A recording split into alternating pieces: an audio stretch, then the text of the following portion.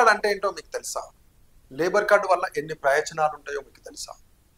భవన నిర్మాణ ఇతర రంగాల్లో కార్మికులకు ప్రభుత్వాలు లేబర్ గుర్తింపు కార్డులను ఇస్తాయి.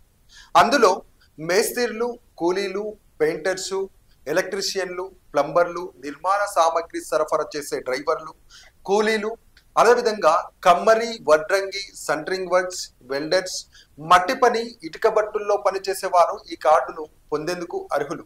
ఆన్లైన్లో దరఖాస్తు చేసుకుని సంబంధిత ధృవపత్రాలు కార్యాలయంలో అందజేయాలి. తెల్ల రేషన్ కార్డు ఉన్న ప్రతి ఒక్కరూ లేబర్ ఇన్సూరెన్స్ కు అర్హులు.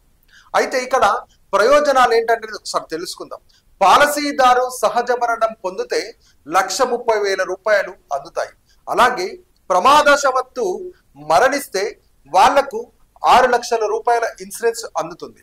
ఒక ఇంట్లో 2 ఆడపిల్లలు ఉంటే ఒక్కొక్కరికి వివాహ నజరాన 30,000 అందుకుంటారు. ప్రసవ కానుకగా 2 ప్రసవాలకు 30,000 రూపాయల చొప్పున వచ్చే అవకాశం ఉంది.